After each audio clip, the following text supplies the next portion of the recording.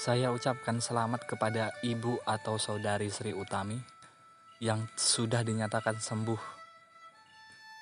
Hari ini beliau sudah bisa kembali bersama keluarga. Merupakan satu peristiwa yang akan terkenang sepanjang hidup bagi beliau. Mungkinkah kabar kesembuhannya akan cepat menyebar seperti kabar ketika desa ini dinyatakan terpapar? Jika tidak, artinya kita lebih suka bicara keburukan dibanding dengan kebaikan. Menarik sekali untuk sedikit disentuh. Ketika saya mendengar podcastnya Om Deddy dengan Najwa Shihab, yang jika menurut pengamatan saya, tujuan dari podcast tersebut salah satunya adalah kita sebagai warga media lebih banyak mengapresiasi lawak dibanding dengan ajakan untuk ikut berpikir kritis. Berpikir kritis bisa diartikan juga ikut menganalisa. Ada ungkapan yang begitu menarik, mentertawakan diri dan negeri.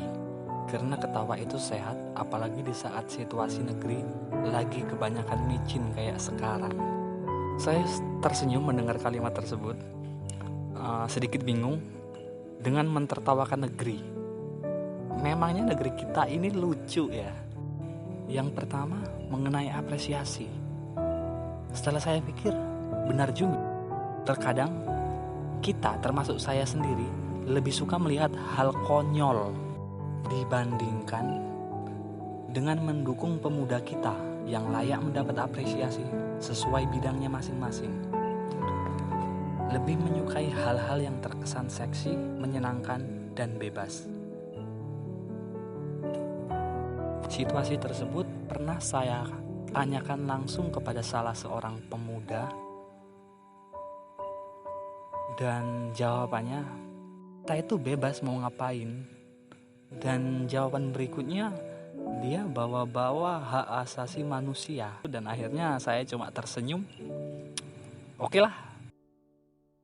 Jawabannya cukup untuk mematikan narasi. Kenyataannya, kepemilihan channel dan konten masih lebih condong ke elektabilitas atau tidak memberi kesempatan bagi orang baru yang punya nilai hanya karena mereka mentok di keadaan bersaing secara nyata, kalah ijazah, profesi, nama, dan yang jelas kalah duit.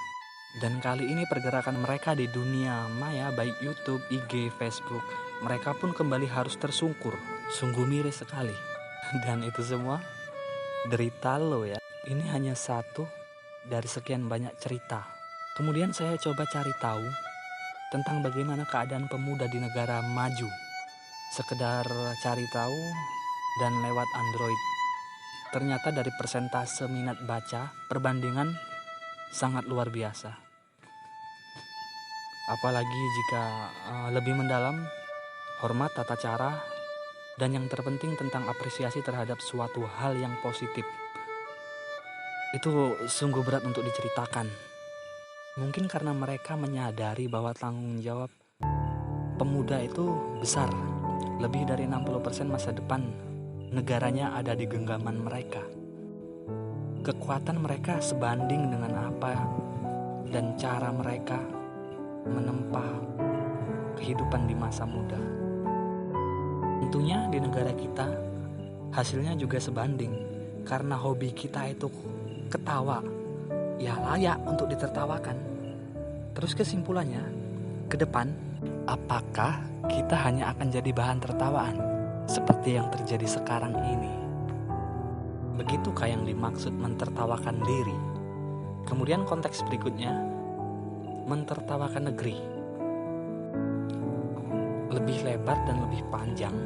Simpelnya, keadaan pemuda yang hobinya demikian karena mencontoh tauladan yang ada di negeri ini, ya sudah cocok.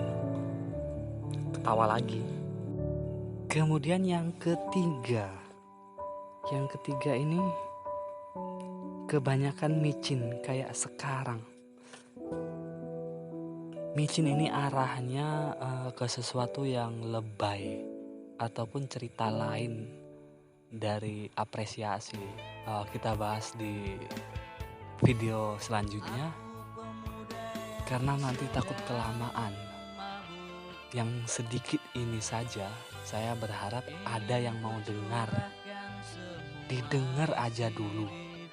Tidak lebih dari sekedar mendengar. Cukup dengar aja dulu. Apresiasi terakhir. Semoga kita semua selalu diberi kekuatan dalam kondisi saat ini yang kenyataannya kita sedang diserang. Salam dari saya, Giflay.